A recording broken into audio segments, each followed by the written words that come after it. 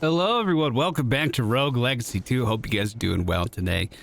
Yes, I do read the comments. I'm just here to prove it. Okay, I've never done this before. This is neat. This is neat. Look at this. Okay, I went to the edge of this thing and I hit RB and this platform manifested itself into being. Whoa. Come to read my memories, have you? Don't be shy. I knew this day would come. I am leaving this memory behind before I succumb to a concoction of my own design. I have made a poison that can kill any being, even one as powerful as an estuary. I don't know who you are, but I pray you understand the nature of this rebellion. The fruit will never grow, but Estuary Irad's loyalty to the king blinds him from the truth. You must kill Estuary Irad, for he guards the Bell of Return, which is your only path to escape. My poison contains the essence of the black roots. It will infect any soul it touches, rotting it from the inside. We were careless, though. Both High Scholar Murmur and I have been infected. In this box I have placed a vial. I beseech you, ascend the Sun Tower and poison Estuary Irad. It's the only way. You search the box, but the vial is missing. Oh. Unfortunately, we've already killed Estuary Irad. Enoch, whatever that said. The telescope lens has been scratched apart by the ash and storm clouds. Through the lens, you can barely make out the gatehouse that blocks the entrance to the Kragluian Plateau. Blocks the entrance to the Kragluian Plateau. I see. Well, for some reason, I thought the secret bonus thing was all the way up at this top left corner, as I'm sure you guys are painfully aware of by this point, but I've been catching up on comments and saw a lot of you have been trying to guide me to this. So I wanted to start off our first episode with that. For today's run, we will be entering the Sun Tower for the first time on our new profile. It is my opinion that this is the hardest zone in the game. I don't know if anyone actually agrees with me, but the platforming in this game up until this point is pretty... Oh, I already forgot how to use these things. Pretty forgiving. Most of our platforming has been like, avoid taking damage on this spike and you'll be totally fine. But now we have a new button press mechanic we have to start to internalize. We have big blue seekers that are just coming down from everywhere. I did hit it with a little bit of firepower. Ooh, our spin kick no longer one-shots the bunnies. We should pay very close attention to that when we're purchasing our upgrades, because being able to knock those guys out with one attack is really, really valuable. As you can see here, the enemies are much bigger. They give no shits about your well-being at all. And even some of the base enemies that we've seen in many other locations have just been leveled up. By the way, this is Sir Glabber II, and he does have an antique, which is lowering my resolve, but allows me to open any failed fairy chests that we might find. You might be stronger than the estuaries. You might not be stronger than the estuaries, but you have something they don't. Another chance. You wanna... Oh! Okay. That's literally just a false wall. Journal entry number 1. 15 days since the rebellion. I've not been sleeping recently. The sudden bout of insomnia won't seem to end.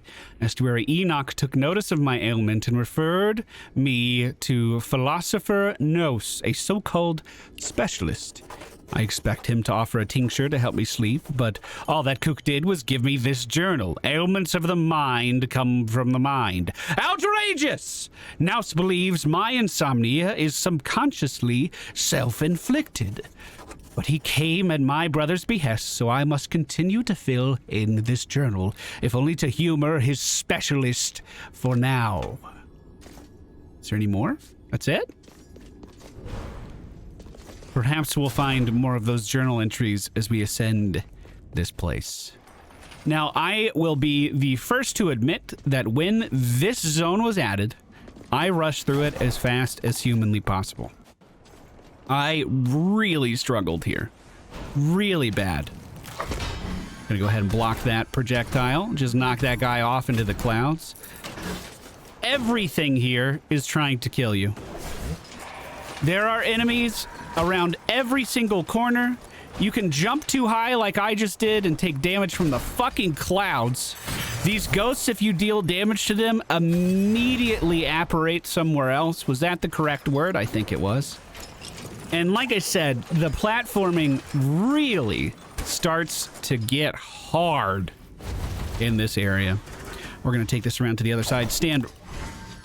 I was going to stand next to him. I thought his projectiles could shoot through my shield for some reason. Maybe I was close enough that they formed inside of an area that they couldn't pass, but I believe eyeballs always shoot blue-seeking projectiles, and those can go through my shield. We've literally tested it before.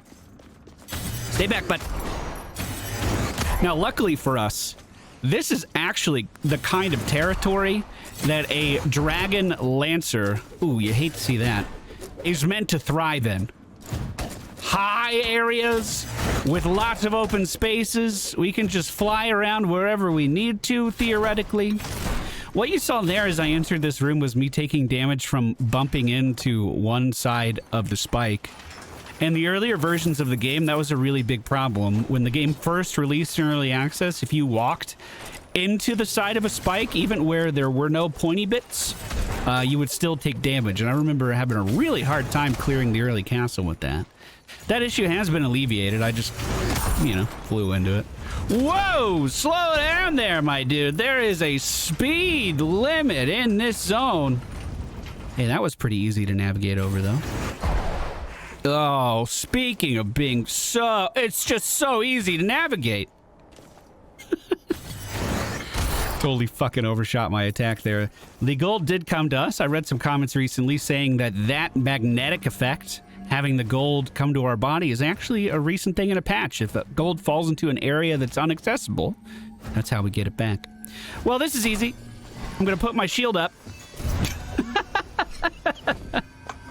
Lucky roller! Skill crits have a bonus chance of becoming super crits. That could be very, very powerful. Yet another rune that I feel like we need to equip right away. That's starting to become commonplace.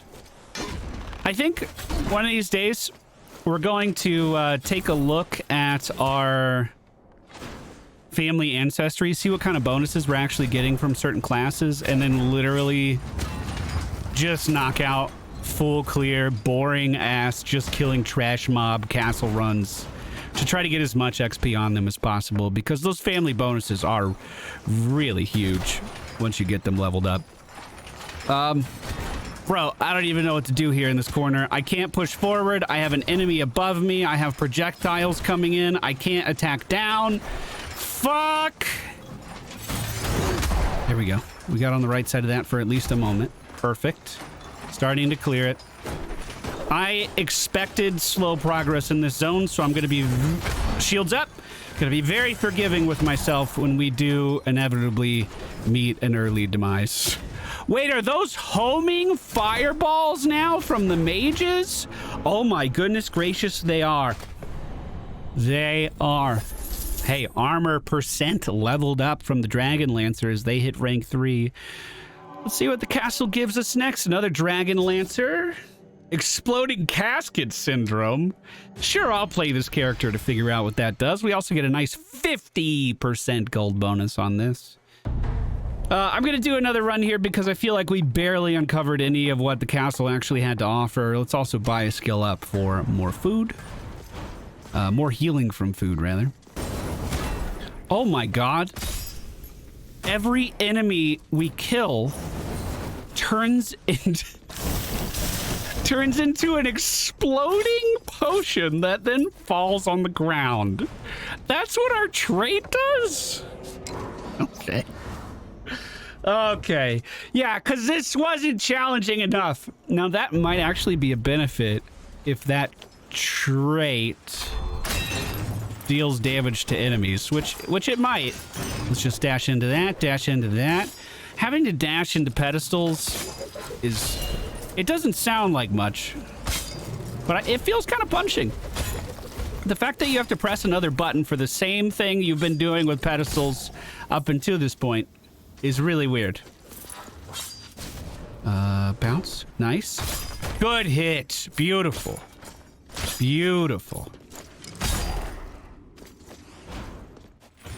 Okay. We're gonna take this nice and slow.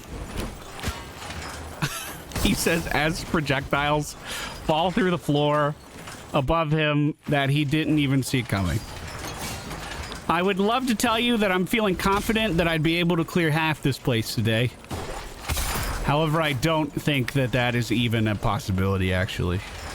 Luckily for us, we don't need to... Oh my god.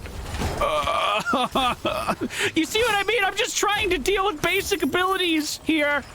This fucking thing's chasing me. The only way to remove it is to flop on it, is to do the down attack. But if you do the down attack, then you get thrown into the fucking electricity clouds, which make you take damage that you were trying to avoid taking in the first place. The answer to that, by the way, is to dash out of it. But that's yet another thing that I have to wrap my head around. Hey, been a while since we've seen this guy.